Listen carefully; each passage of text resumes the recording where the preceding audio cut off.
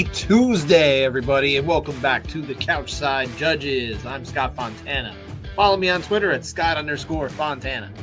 And I'm Dan Urban. Follow me at The Dan Urban. Follow the podcast at Couchside Judges. And subscribe to us everywhere. And that's not a mistake. We're on a Tuesday this week instead of a Monday. We'll be back to our regularly scheduled program next week. And as always, make sure you read the scoring criteria, because we talk judging in MMA. Are you kidding me? I'm not kidding you. I thought this was a complaining about heavyweight MMA show. Oh, we do our fair amount of that. Okay, good. Honestly, I'm thinking of converting. We should just, every week, we just whine and moan about heavyweight MMA. Yeah, I'm down. The fact that it exists. Oh, yeah. I mean, I don't mind. Sometimes it's fun. Sometimes it's fun, all right? I don't mind that it exists. I mind that they let them fight for so long. Like, at some point, just end it. Yeah, honestly, like, we talk about, one round and done. That's what it should be. But I feel like, realistically, for a championship fight, you're going 5 minutes. And for a regular fight, you're going 3 minutes. I like it. I'm down with that part of your scoring. If you're fighting with rules. A belt on the line, you can fight for those championship minutes. I like that. So then we got to see, hey, I mean, does he have the stamina to last those championship minutes, man? Or is he going to burn out in 2? Anyway, we're not converting yet, but it's coming. Dan, we were delayed this week. You had some fun stuff going on this weekend. Yeah, it was a good weekend. It was pretty fun. Yeah, I was hoping to run into Superfan Ari on Sunday, but that didn't happen. He wasn't there. Oh yeah, that's right. You had your dealing thing. Mm-hmm. Your drug dealing thing. I mean, card dealing thing. Yeah. You had like a thing on Saturday too, if I remember. Oh yeah, I shadowed my second event. So. Oh yeah, bury that. Just forget about that thing. It's old. Now it's his second one. It doesn't even matter anymore. He doesn't even care. There's no enthusiasm, nothing. It was fun. It was a fun event. No, that's cool. That's cool. Any memorable fights? Yeah. One Amy fight. One girl ate a clean left hook and just face planted right in front of me. And I don't think I've ever seen someone get knocked out that close up before, and how like shaky they are afterwards. That was kind of eye opening a little bit. Did it change you, like rock you to the core? No. Are you a different human now than last time we spoke? I'm not. No. Okay. All right. Just checking. Just want to know. I've never really experienced it quite so close to. I mean, I've been close, but not quite that close. Well, it was kind of crazy because most cages have like that catwalk on the edge. At the edge of it. This did not have one, so you were right against the fence. Okay. So that was pretty wild. They didn't have the requisite setback from the property line. The what? Oh yeah. Yeah. I used to work in the building department. I should have realized that. You should know that. I should have known that. Yeah. Homeowners listening know what I'm talking about. Yeah. Any hooser. We're not here to talk too much about the shadow judging as much as it is a cool and exciting experience for Dan. We already talked about it last time. I don't even think you got to do too much judging from it, did you? There's a lot of finishes, right? I think 4 or 5 went to the cards, but yeah, there were a lot of finishes. Okay. So. But any experience is good experience, right? Yeah. Yeah. I shouldn't say that. There are times where experience is bad experience, such as the time when I thought that I was going to go back and watch Bellator 302, aka PFLator 1, aka Bellator Champion Series : Belfast. And no matter what you call it, it's not available yet on Max, the platform that ended up streaming it. When last time we had a show, we didn't know what Bellator was going on. You were preparing to watch DAZN. And I kept saying, nah, man, it's probably not going to be DAZN. And sure enough, it wasn't. But I kind of wish it was, because at least we probably could have accessed it, right? I bet it is on DAZN, if you remember there. Yeah, I am not. Neither am I. They don't need my money. It's okay. I decided it wasn't necessary for them. But yeah, I thought it was cool that Max stepped up to the plate. I think a lot of people thought it was cool because a lot of people have Max. It's a good platform. Realistically, it has a lot of stuff that I watch and enjoy. I just had on in the background before. I was watching Skyfall on Max. Okay. Great Bond movie. And I'm thinking, well, surely the place that's going to host the Bellator library, as was advertised, And I understand why that's not ready. But you would think that at the very least, the thing that just aired a couple days ago would be available by, say, Monday. And sure enough, it totally wasn't. So what does that mean for our show? Means It we means will that the not. 20 rounds that happened, we're not gonna talk about, right? We're not gonna talk about. I looked this up on YouTube. I found it right on YouTube. I typed in the fights. Whoever posted them, it is the same quality of a camcorder in a movie theater. Mm-hmm. So I don't think my scores can really be that accurate. And mid fight for one of the rounds, a pop-up came up on the window twice. Yeah, but that's like a referee walking in your way. That's okay. No, it's not okay. Of course it is. There was a head kick thrown. It's like when you have to look at your phone when you're judging from home and you got to take a break from watching. Yeah, look at the phone. Isn't that normal? Oh, totally, yeah. Okay. There's a point where there's a head kick thrown. It's completely blacked out with whatever ad was on the pop-up, and then next thing you know, they're on the ground. And the commentary says that he caught the head kick. Yeah, that'll do it. I don't know if you can trust the commentators on that. So you should always trust the commentators. They know everything, and they say everything too. They call out everything. Yeah. Yeah. I mean, look, I was watching the fights on Friday. It was tough to keep an eye on that while also keeping an eye on NCAA tournament, which coincided with me doing some regular work stuff, and that meant that my level of focus, let's say, dipped below the necessary amount for me to score rounds. Yeah. But I was aware of the performances being put on by the fighters. So, I think long story short, we can at least say that there were 3 contested rounds from PFLator 1. But realistically, good, solid judging on the whole. I don't have any opinions on those rounds, but we can say that 2 of them happened in Corey Anderson's championship victory over Carl Moore in hostile territory. Mm-hmm. Rounds 1 and 3. Anderson was in the majority in both cases. Judges David Leatherby, Ben Cartledge, and Mark Collette were on that fight. Mark Collette was in the minority in round 1, and David Leatherby was in the minority in round 3. But since we didn't score it any which way, your guess is as good as mine. We would have loved to have talked about it. It just didn't happen this week. So sorry to those across the pond. And then also there was one round in the Patricio Pitbull victory, which, by the way, looked really nice getting that finish. Patient, but also deadly in pouring on the offense. Did you get to watch that? I saw that fight, yep. But I saw, like I told you, I saw it in below standard definition. No, I understand. He looked like a potato. I did hear it fine, and I do not like that commentary team. I need Morrow. It's not. Morrow just needs to be on the call. I like Big John in his new role. I do appreciate that. They check in with him on the score. Yes, but Dan Hardy, Sean O'Connell is just doesn't work for me. Fair enough. Yeah. Do you miss Kenny Florian not being on there? Kenny would have improved it for sure. Kenny apparently announced this week that he has parted ways with PFL. Okay, unfortunate for us. He made it sound like it was his choice, or at least something he's happy with, and so certainly wish him well in that regard. I think it's a loss for the PFL programming because I think Kenny had a reasonably solid and at least an interested grasp of MMA judging. Would love if Kenny and Anik got to call one together for the UFC. Well, you can just go back and watch those. I think that would be, well, yeah, a bit now. Yeah, but just watch the old fights anyway. Old fights cool. Old fights are good, but they're for cool. New fights too. Yeah, be all right. But anyway, in that fight there, before we went into the third round, round 2 was split. Didn't end up mattering, but Mark Collette was the out judge, giving that one to Kennedy, whereas judges Leatherby and Cartledge saw it for Mr. Pitbull. Yeah, once again, no opinion. No opinion on the matter. I do have an opinion, though, with regard to Patricio Pitbull himself. But I want to know yours first. Will anyone beat him at 145 pounds before he hits free agency? And he's not saying specifically when that is, but he's making it sound like it's kind of close.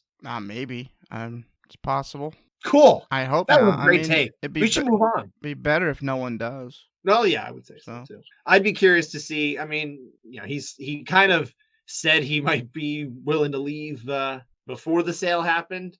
He kind of backed off that a little bit and seems to be a little more playing the options open since then. But I mean, realistically, I think if he hits free agency, he's gone. I think he's finally going to go to the UFC, especially if he has not lost at 145 pounds and is able to go. That'll be awesome. I would love to see what he could. I mean, look, it's not that I necessarily needed him to leave Bellator before, but like it sounds like the writing is on the wall for Bellator as a, an entity under the PFL banner. Everything you hear, even from Patricio himself, it makes it seem like he's hearing that there may not be a second year of Bellator. And, if that's the case, do we really want Patricio Pitbull sticking around so he can fight without elbows? We don't. No, thank you. We don't. No, thank you. He had some nice elbows or like forearm strikes thrown in to that little finishing barrage on Kennedy. Yeah, for sure. You wouldn't see that, which is just further underscores how stupid the main part of the product is for PFL. Dumb. Do you got any opinions on Corey Anderson? Did you watch the whole fight? I watched the 2 rounds. Just the rounds we were going to try. I was always interested in Corey Anderson because it was always this guy's gonna go walk into a title shot and just take it and be king of Bellator. And he's got, of course, he's got Jersey connections too. He trains in with Frankie Edgar and everything out here. Yeah, so I mean, it actually didn't happen that way. It looked like it was going to happen that way, and one headbutt changes everything, or head clash, I should say, not a headbutt. Head clash of heads. But he finally got the belt now, so yes, he does. That's it. Yeah, I mean, it wasn't the most thrilling fight, but it was kind of a Corey Anderson fight. He got warned again by Blake Grice about going forward with his head. Yeah, you gotta be careful with that. Yeah, that's it's not the right way to use your head. Let's put it that way.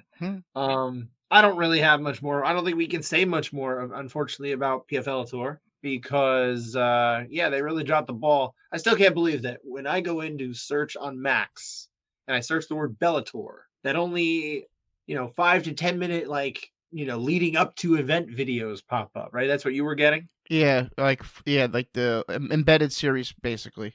Yeah. Embedded series PFLator edition. Yeah. Not great. Let's fix that. Yeah. I guess I'm not surprised that it did happen. It seemed like this kind of came together. Probably didn't come together in the last few days. It probably was something that they had in the works anyway. But not good. Fix that. Get on it.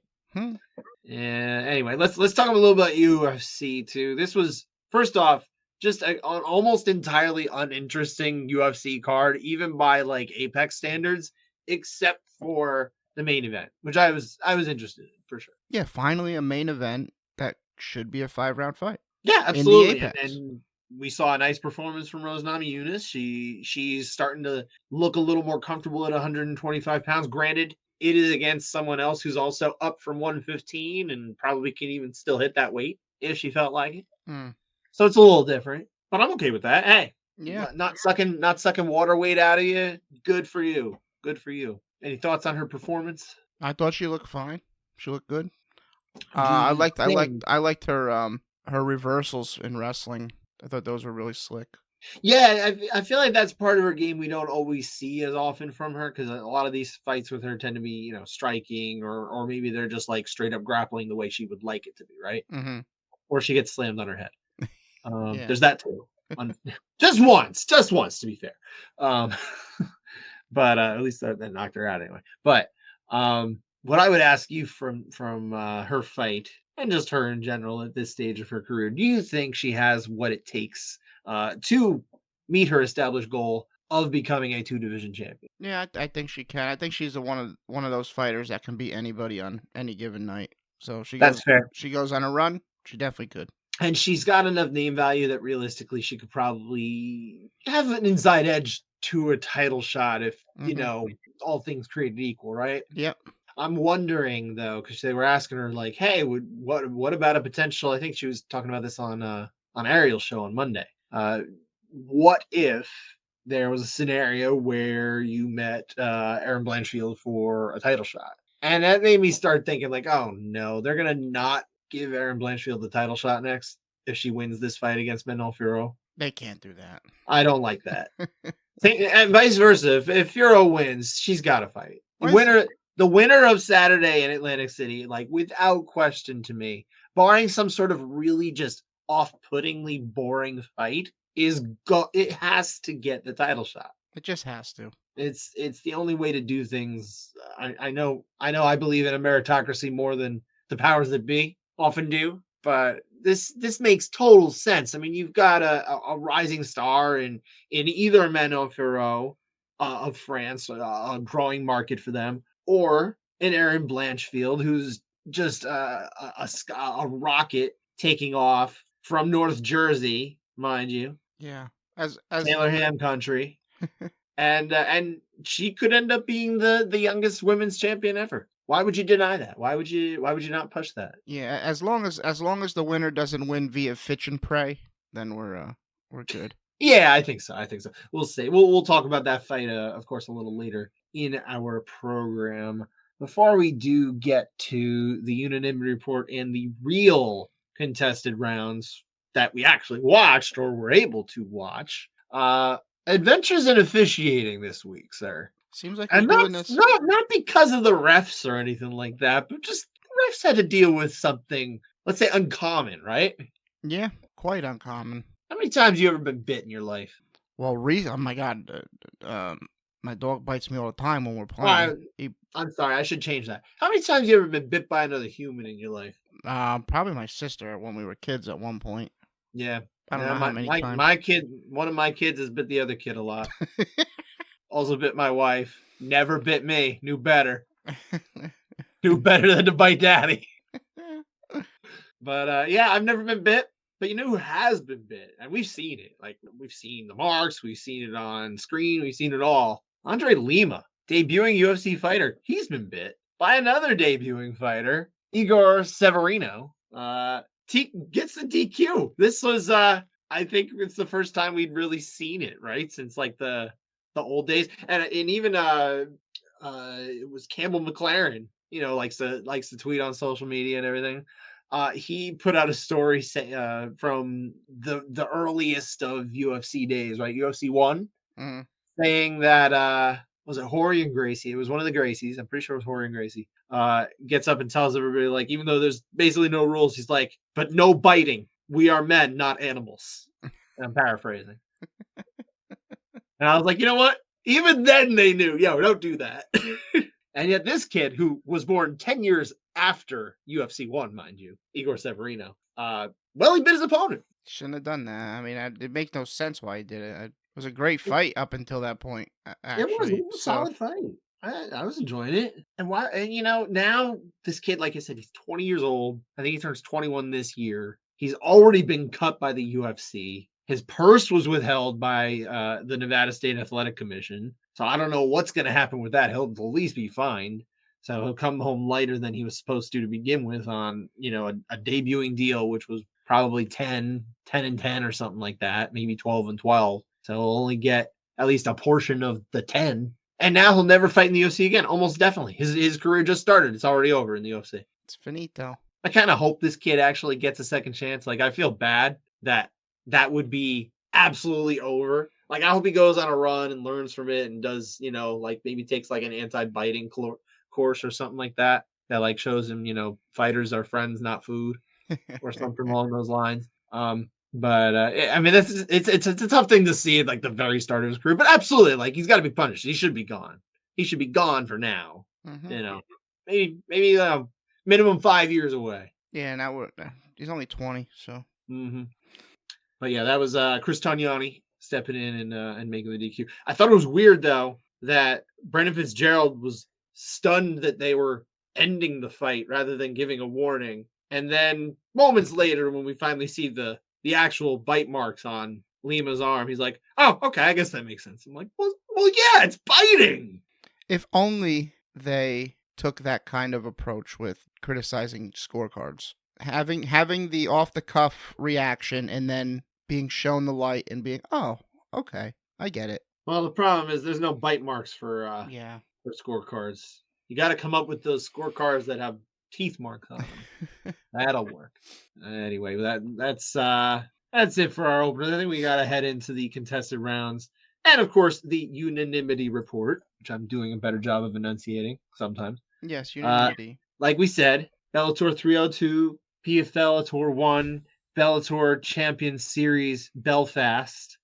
Take your pick. 21 out of 24 unanimous there. No 9-8 splits. A percentage of 87.5. Really nice job by the UK crew. You like to see that. Over in Vegas at the Apex, 21 of 26 unanimous rounds for an 80.8% unanimity rate. No 9-8 splits. All told, 22 out of 50, 84%.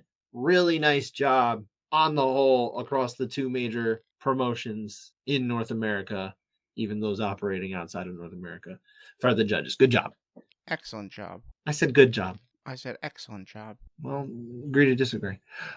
Let's get to our 5 contested rounds from the UFC, which we actually were able to watch because these were made available on the platform that they aired on. And not just later, but like moments later. Near instant. I have my quibbles with ESPN Plus at times. There's certain things that bug me about it, but they do not drag their feet when it comes to putting that stuff make that stuff available right away, and I do appreciate that. I'm excited for the instant 4K replays of each fight on Netflix. So yeah, we'll see about that. No more in and out when you fast forward too far ahead. They're like, oh wait, hang on, we got to catch up. Potato mode. We'll have to see what happens. But yeah, let's dive in. I think we should start. I mean, there's a lot of ways we could start, but I thought we should start with the one fight that had 2 contested rounds in it. Even though it was a unanimous 29-28, it was one of those sneaky ones that has 2 rounds split. My favorite. One Raj had to go rogue. My favorite. Mm-hmm.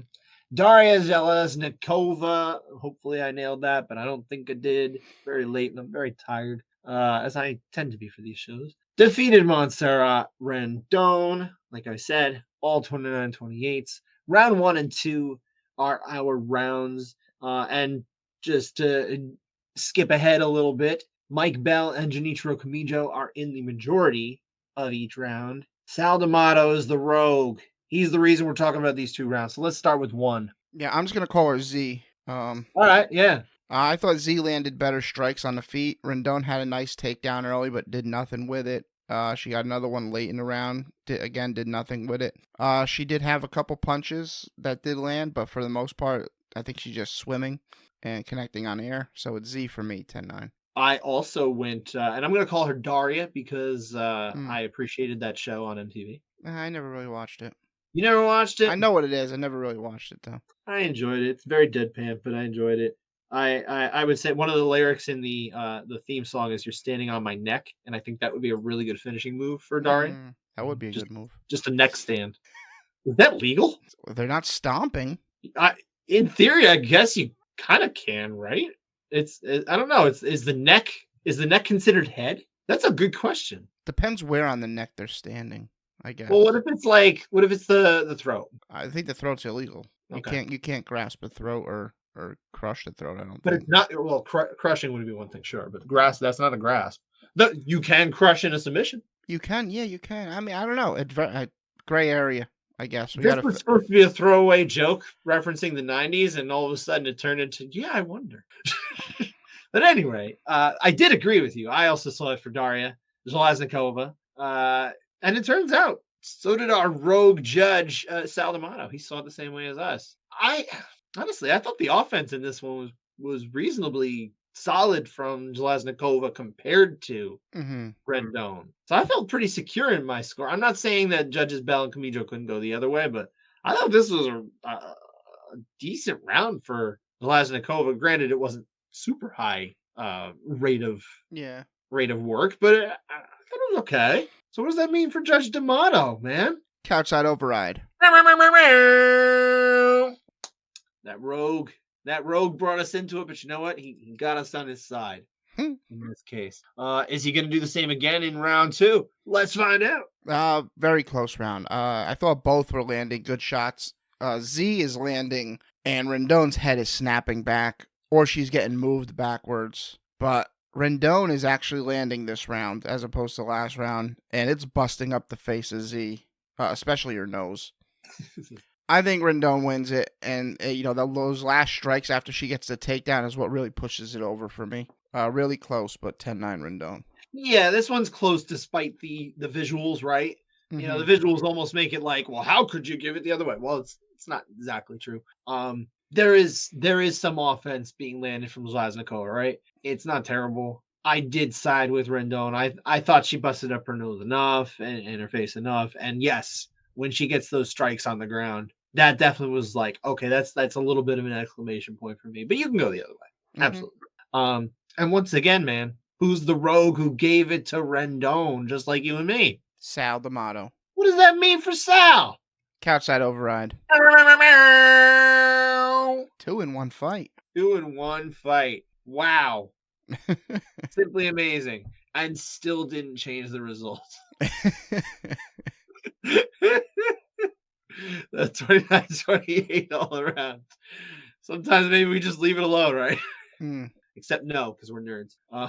Let's move on to the main event, though, actually. There was one round in Rose Namajunas' victory over Amanda Ribas, which was 49-46 twice and a 48-47. There is the one round here that accounts for the difference there. And it is the same judges in the same spots as the last fight. Mike Bell's in the majority. Genichiro Kamijo's in the majority. Sal D'Amato, he's on his own. Take me through round 2. I think it was really close on the feet. I'd probably give a slight edge to Ribas.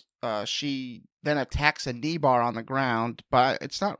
I don't even know if I would even call it a submission attempt or give her credit for the assist submission attempt. It wasn't really. I feel like you have to give at least a minor bit of credit for it, but I don't think it's much. It really was never like locked or anything, or even remotely close to it. It kind of already slipped out before it got close to being locked. Yeah, so I'm not even sure she would get credit with this on the stat line with a submission attempt there.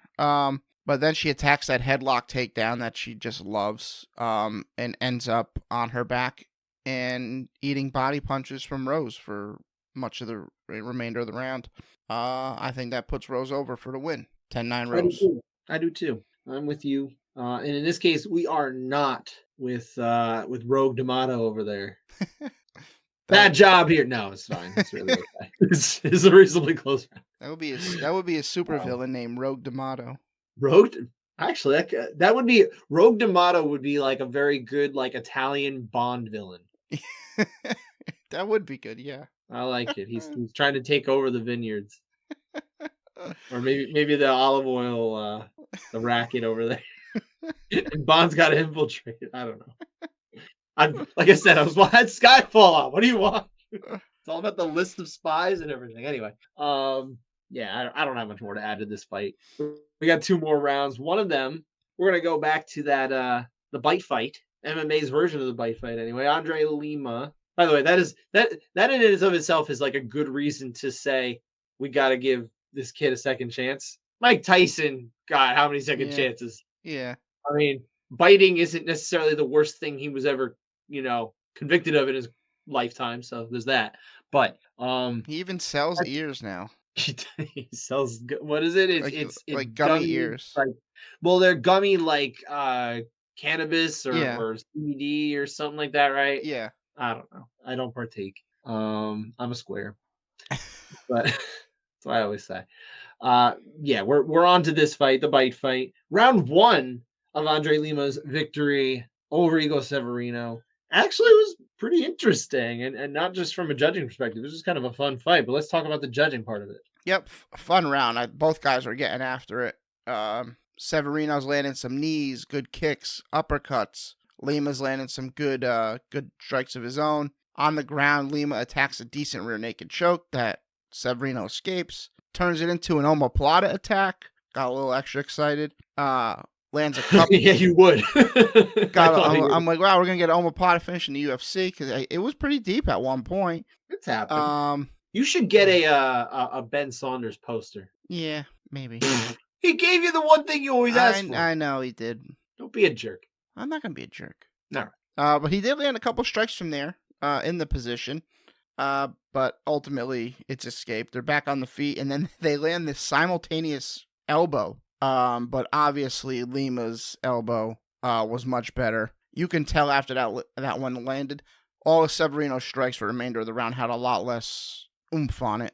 So it's Lima for me, 10-9. Yeah, honestly, like at most turns, I felt like the offense that Lima would land was just ahead of Severino's.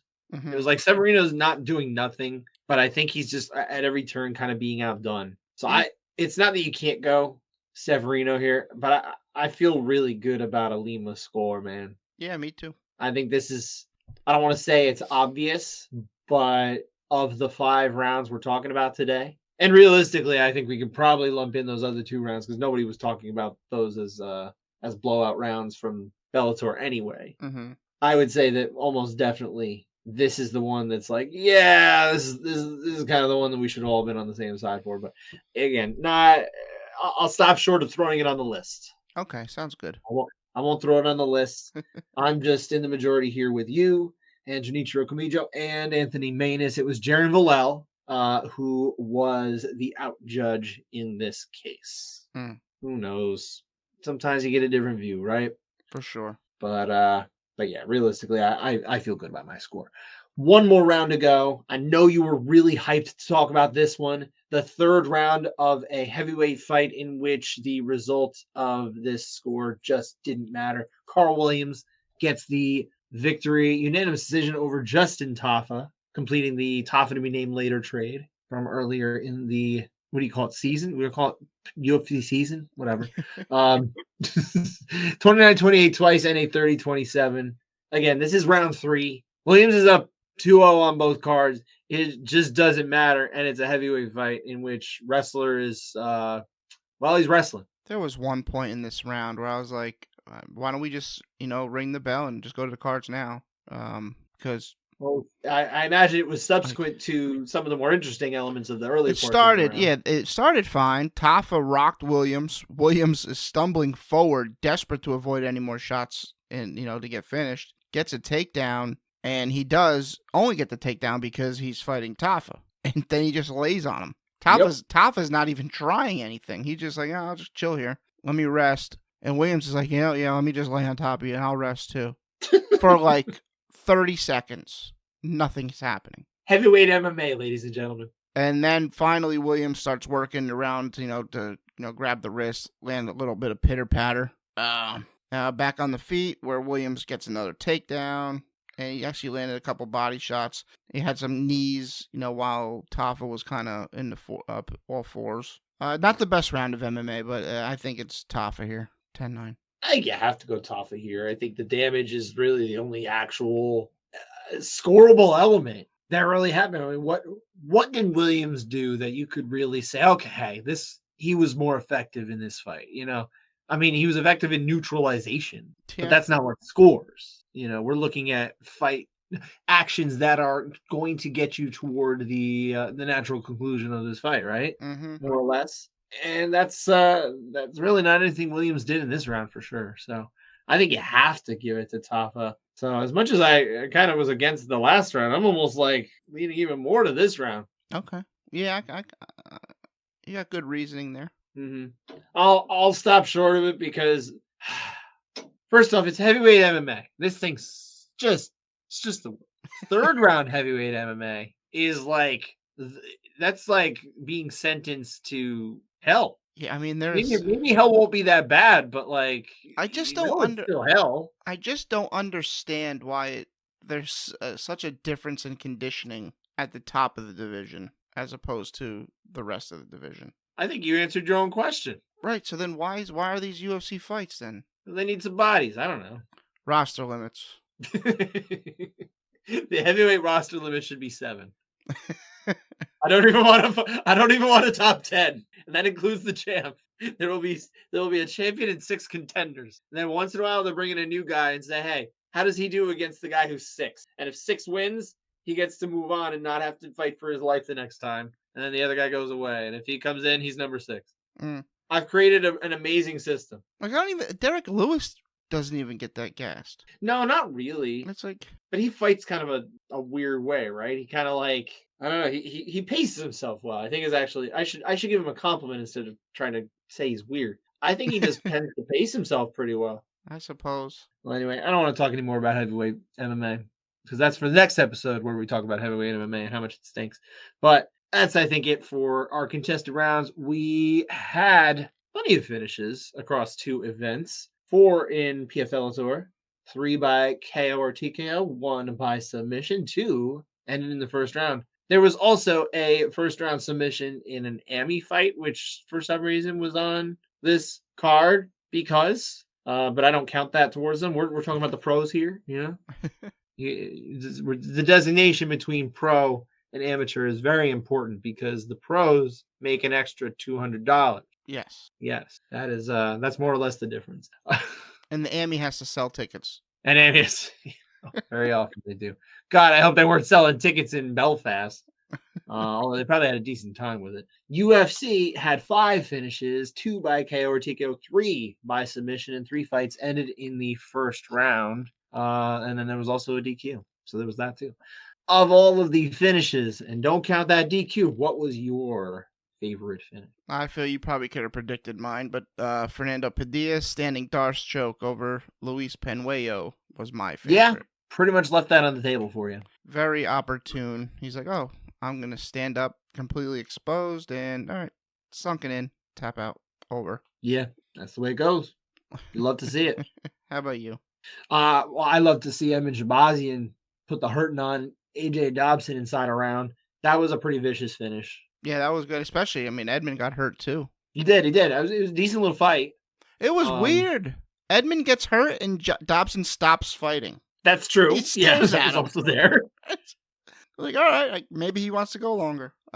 Well, the fix was in. No, I'm not going on record of saying that's true. I'm joking. No, he got rocked. Yeah, he got smashed. That was a good finish. That was a good finish, and you know, Shabazian, I feel like he kind of got rushed along a little bit. Probably needed to find his way to some better coaching. Yes, than he had earlier in his career. When he got probably pushed a little too far, too quick. So it's good to see him moving his way back up. Probably could be fighting someone ranked a little higher up there than AJ Dobson, but either way, good win. Yep, 100%. And that is it for the past weekend. Let's talk UFC Atlantic City. First off, I'm going. Are you going? I won't be there. I won't be there. I will not be there. It's disappointing. Yeah. I was hoping to get a ride home. No AC for me. What's that? No AC for me. No AC for you. Yeah, Aaron Blanchfield, Manon Ferro, we were talking about before. This is the headliner of Atlantic City. I like that. Not only is this like a viable fight for a fight night main event, it's not that it's an extravaganza, but this is a fight that belongs as a fight night main event. I feel like if you're not satisfied with this, then I think your standards are too high.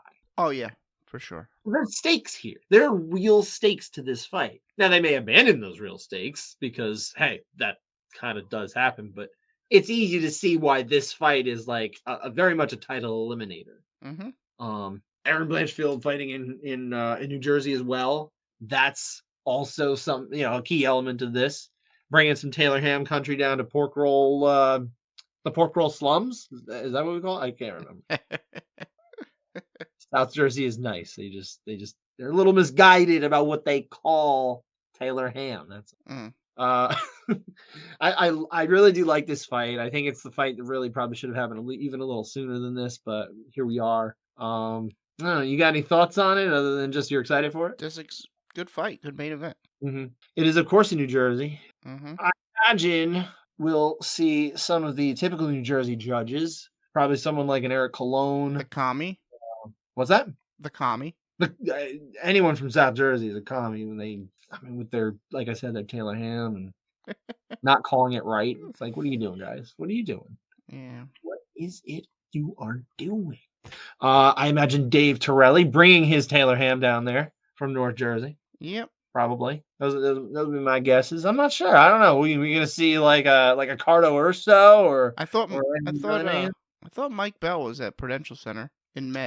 Yeah, I wonder if they'll bring out traveling judges for a fight night. I hope they do, but yeah, I don't know. Unfortunately, there will be no Dominic Carole, who passed away. Mm-hmm. So that is unfortunate, but yes, we do have usually get some good judges working in New Jersey. Yeah. So that'll be nice. I like some of these other fights on here too. Vicente Luque, he was originally the main event, right? That's what they wanted anyway. I don't think that ever got signed, but it was supposed to be him and Sean Brady. Yeah, Brady couldn't fight for some reason. Yeah, they announced it as like, they were presented as like, oh yeah, this is gonna be a fight, and everyone's like, nah, this was never really a fight.